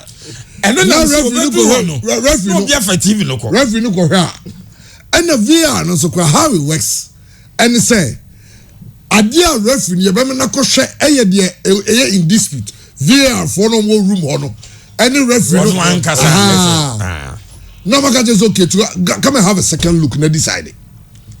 Na me share a sunny day e bechem na brekum doma obuase anon za de we so eyisu you know internet ne afi obanye wa hu finally we are not there yet you know who VR no covid. Let's look at enyoma hu hia nkitikiti hu hia na ansa na VR referee allowance yentimi ntua you say 11 weeks yentua referee. That is more important now because she moka is na ye kwa telecast became versus Olympics. Jamoka is I gave that Gafred Papu Muyesu. The last time we call relegation, they don't call relegation. Omudron ye say obi tracker say na okwa ko pefita for Burkina. Amoma be shaman nti. Waja hoko. Track na say si baby a coverage for no dey omo start time for. And omo say okay. Omo betima to wire so. E dia fa trailer na say akoint omo say e bi bedu time a wo dey be fa no. Na fita for na ba no mo ye adwuma na ha omo na bi omo ko dum no na ate etiche se dey ya ne say sa ball no ye ntwa sa match no. How are we going to implement that na on na VR ba na e be boy nyina hwe na no obi cite example bi chamo kotoko epe one goal at the Aji League or Baba Yara Stadium. And kotoko ase goal. And a goal near in dispute as a high offside. Akabe 3 minutes near pon. And there is a referee cry about Baba Yara say or GPP no almost on Tiase Kayare. But when they kotoko bobo on that trenum. Na ka 2 minutes amaya pon has a send the one crime yensa. But kotoko 1 day no Aji League. Na referee na ko check via na but oh ampane off. No aje of no coffee. Amu komende. Kumazia. Na amuka amuka mfano. Amuka na brante bi dia kire omo 2 nani no. Omo yi nani to ni nsem no. Obisi via kokula bisi via ba catapult the fence. Tai. They told the boy you say be doors ba. Oh leave it. I want to be say because yetimi tell referees can you see kofa via ba. Oh I say akwabi to catapult the whole Kumasa na name to the house for the fan man to house for you rubber bia some dey ko park sana ko virtual anyway yeah bremna yemra we right no mra na yenhwe Ghana Premier League ne kakana chairman kakra bi on Blasters you need project and there's no football factory in Ghana mefa USA any Algeria US national team no Georgian Klinsmann MMU blueprint in 2015 Now so here World Cup from 1990. Italy 90, US 94, France 98, Korea Japan 2002, 2002 yeah. Germany 2006, South Africa 2010, Brazil 2014, yeah. Russia 2018, US Ankobi. Jordan Klinsmann catch what say. The reason to Mankobi ni say ene. What's the no Mankobi? Russia 2018. Yeah. US fan qualify. Because of Kanina. Yeah. 2018 no Mankobi no. Omatena say a blueprint. And they say blueprint na aya kono. Now Jordan Klinsmann catch what say. I was said the next 5 years. Yenya US players are ombabo over Europe top 5 leagues no. Number 2. I was said sa players no omunya game time. Number 3. Sa exposure na omodema JC Atido, Clint Dempsey, Landon Donovan, Tim Howard mono. Ene sa players no also munya bi. Said ya 2022 Qatar no World Cup ometimi qualify. Ene US national team players no me pacho we bi ombobo. Sergio Des ebo Barcelona or started. Tyler Adams ebo Champions League Osiaka edema RB Leipzig. Ebo the German Bundesliga. Weston McKennie and they onya menace with the Italian Serie A Osiaka edema Juventus. Christian Pulisic or the face of this Chelsea project. Should be as a place in a bubble. It tells you the project in the Omoye. Giovanni Reina, Ebo Dortmund. Should be in the US national team players in Ebo Bo. Omo target ne say 2018 Mankobi. But Qatar they also Mukobi. Yeah. And that is their project for Algeria. Algeria FA president, former FA president, Kredin Zechi. Okachere Algeria man say football in Algeria is sick. And the Algeria national team is sick. We FA president, former FA president. Algeria for in 2014. Shakwa omo fa so a omo stretch Germany. Asana Germany eju omo free mo. But omo free mo no. Omo we say omo team no omo nya golden generation but in discipline home.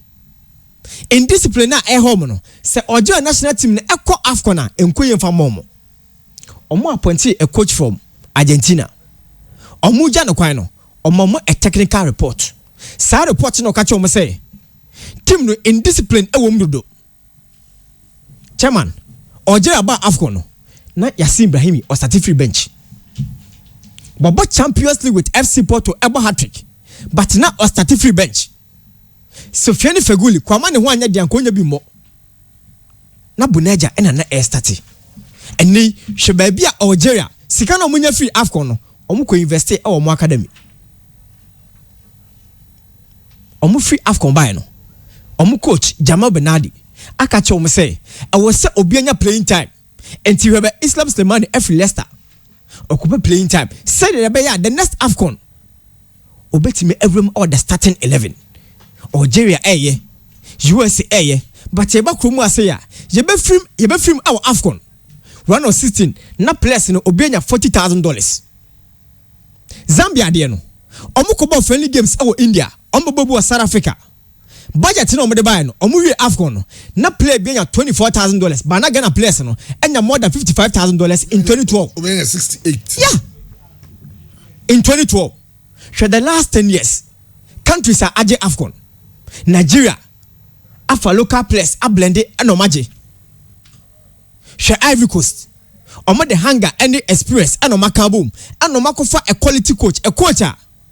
Waya Jumo Angola, waje Zambia aje AFCON. Na Ivory Coast fa kwa kofano. Na obefa team no.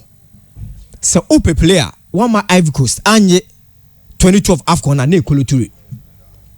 As a chance about penalty, say no se ka Kolo-Toure boshe. Ano no bose no. Have you na eye adwuma on ho. Now her penalty boy no perfect no boshe. Ye bo penalty shootout no pagya na nuko wiem. Because bata ho obi anhye no hoda. E ho no wi Ghana film 2012 no. Hwe Cameroon.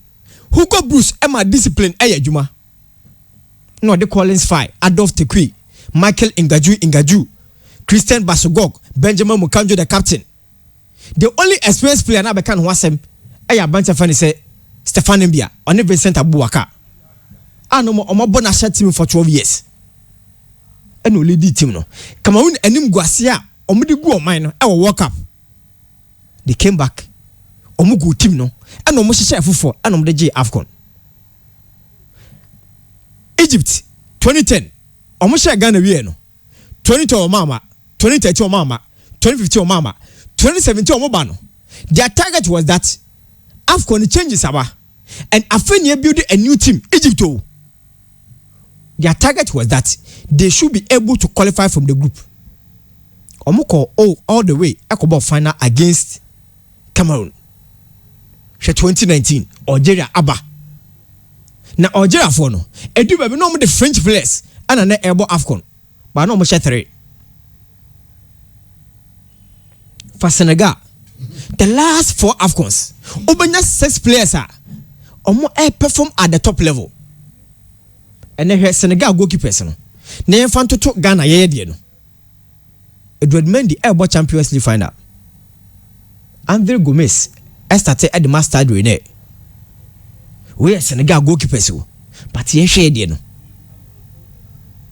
but yɛtwe sika ɛde ato sɛ ɛkɔ akɔgye AFCON yɛnim pefee sɛ AFCON no ɛnyɛ sika nko but preparation countries ni bi ɛyɛ ɔmo de gye AFCON so far from 2000 ebesi 2010 chairman ɛyɛ golden generation ɛna agye AFCON Cameroon deɛ no ɛna Egypt but the last 10 years obia prepare no aba begye Nigeria prepare no aba begye Burkina Faso team bɔ AFCON final na Ghana yɛ nam semi final na Mali asahye hwɛ countries ɛbɔ AFCON final your progression is saying the city after 82 you call 40 years see you prepare ye na se ka se sika nko we end up say you be free 1 or 16 group stages na players na enya sika chama unim say player wabo AFCON 7 times e dey Ghana no wonya more than $700,000 ba wonya cap yeah do wabo AFCON say 7 times no per dem winning bonus bibia no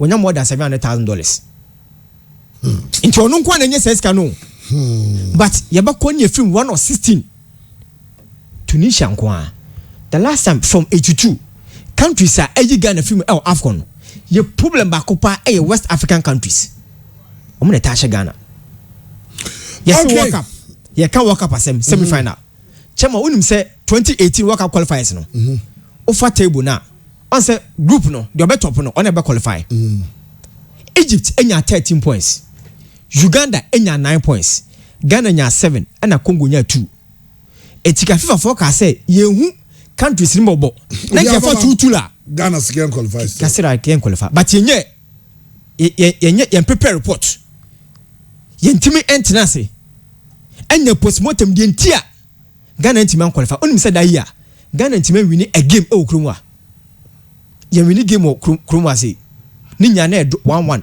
goalless sa 3 games ni nyina ho but yenye report end to who share ye Alisa Eko Tokyo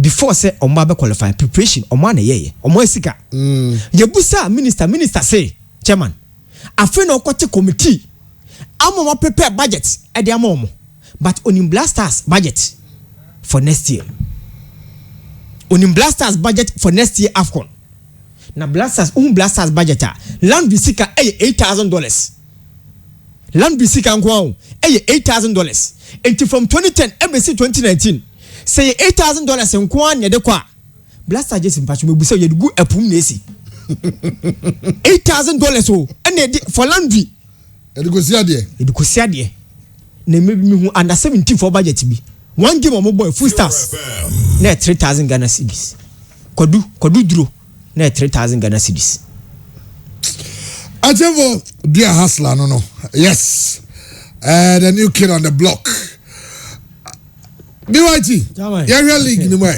asemo easy and then match wo yeah and Lagos City's Soga Kope Omni Wafa will be live on Star Times done deal for Wafa done deal for Wafa yeah Lagos City nya no one wo the best for Lagos City ni say obebefie with 2 goals difference chama say Wafa for ni abro that's not Lagos City is any abro no go relegation ɛna America Lagos City ani abre or pick from a goal down against Liberty ebe take cash 2-1 ɛma eniema koyen wo hwɛ saa match no na wo hwɛ eniema ekoma Liberty mum ene jeja Lagos City in the first half is that the second half na omo be lead ye no wo say eye own goal from Kotoko former defender Ivan Sousu and wo say wo hwɛ time na Lagos City dey win a match na eye be se be 15 minutes and omo dey finish game no ebenya 3 maximum points no ba wafa etina fie elusu 2 Great Olympics no ama omoto ani abrewo eye Sugar Kope party ebe big game okay for eye Lagos City sopa by wafa win yes wafa win okay I know yeah and the live on start time jam ya do match na Interlice Bekum Chelsea we anu wahim Interlice Bekum Chelsea ewo Dewu and your Ken Faisal Bichim or Techiman. Ken Faisal situation and yet too good, and we are all hoping say Ken Faisal Bichim turning things around. Another very crunch game, Ash Gold Accra Good Olympics. Ash Gold Accra Good Olympics. Ewo Lenkley Stadium, and games ever on Star Times. No Sunday game everybody. Hearts of Folk Alumina Sharks. That will be on, at 6 p.m. And you Liberty Professionals at Santiago Loco. And no 3 p.m. at the Dansoma Park. It's 500 spectators. They say venue. Sugar Kope is on bomb home matches. But yes. It's Liberty Professionals versus Asante Kotoko. 500 spectators allowed.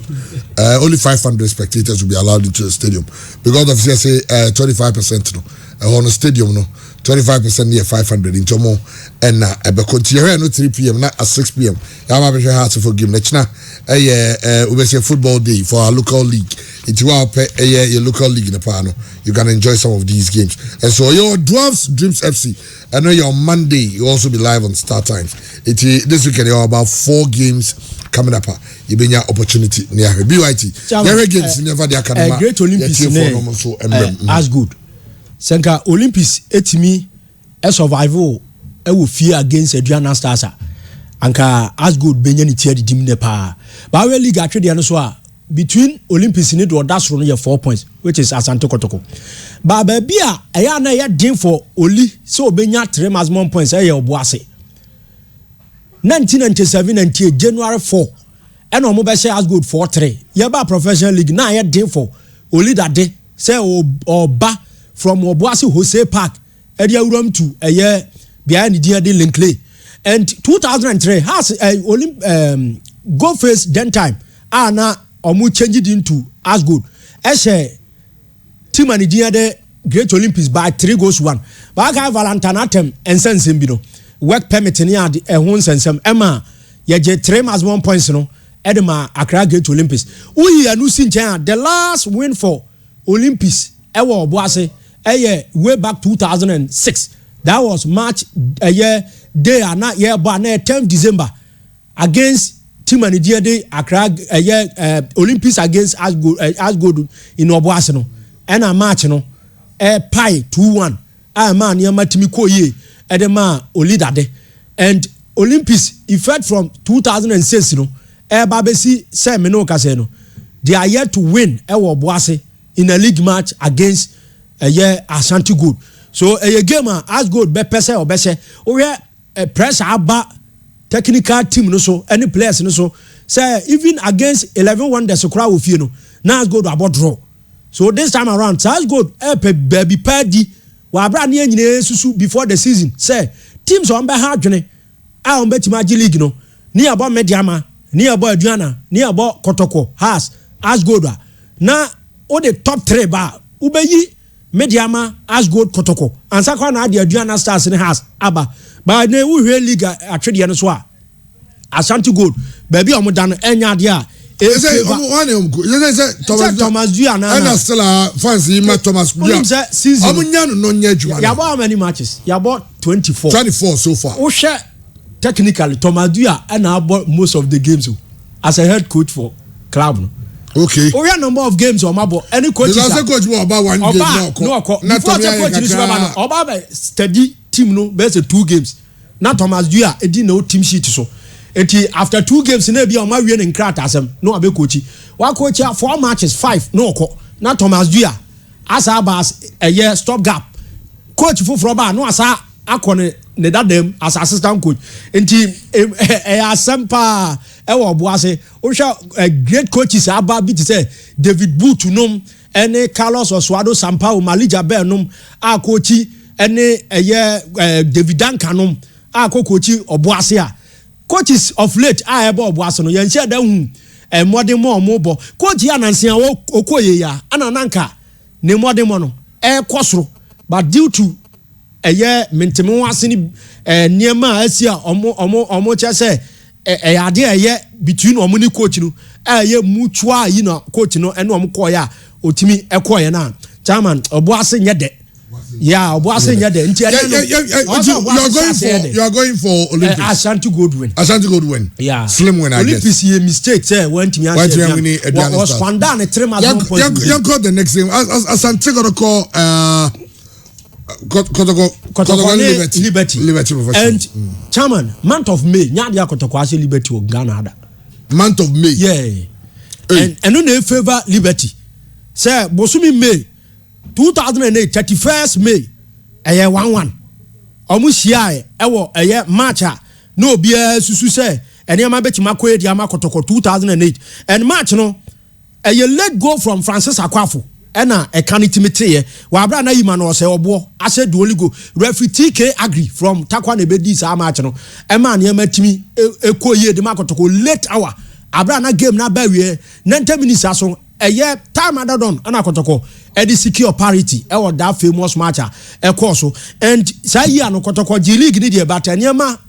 de pa for team no 2011 omusia 29th May match no Liberty kotoko 3-2 the only win for Liberty in league history kotoko fie abra kotoko na say home team no sa match na kotoko etimi ashe first goal amature ama Natana na Samuadi biaka ho Liberty Helagbe ebo 2 goals ema Alfred Nelson de ba ko ka ho ye wie no na Liberty take 3 maximum points no de akọ and the last time omusia May no league near Chanketi but May bosome 2018 and omusia ya emos frimpon ebo penalty say eduntu 4 frimpon ebo penalty 2 penalties and a bass match so 3 matches o mabo Ghana no May no kotoko aye to beat team and de Liberty but net china date no so ye date akotoko lusu match da enti ebe match kotoko giving share Liberty May da but date na ebo league match no 16th May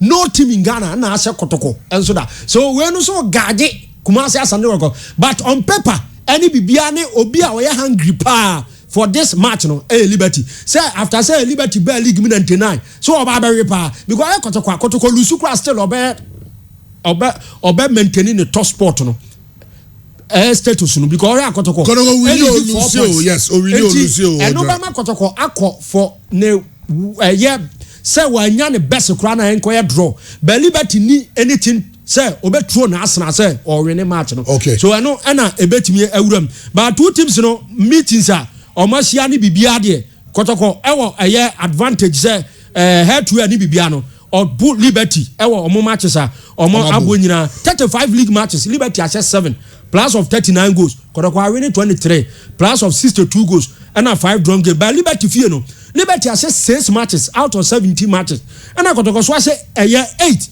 now is a Liberty kura fie no kotoko we need 2 more games and the actual Liberty 6 for Liberty 8 for kotoko and a 3 drawn games okay Hearts of Oak the so Elimina Sharks game league there eba ye nya de Elimina Sharks ase hasida ade bia dia to so league no omuhia 2017 it was 1-1 ewo sa match a omo boy dan Wofo Kobna scored and Joseph Mensah enso shema Sharks kwa no share first goal and has etishom and omo say shia return and counter no ewo Ndum Park has Thomas Abe Patrick Razak share 2 goals and 2018 league na ye chanketi no eno and Sharks share has 2-1 ewo match ombo but no league match no ye de koto baby say enya dia ye gitu me and the last time omo share no ball 1-1 ɛwɔ ɛyɛ saa match no so a etimi ɛbae it was equalizer no from ɛyɛ Victor Edu former Samatex player no ɛna otimi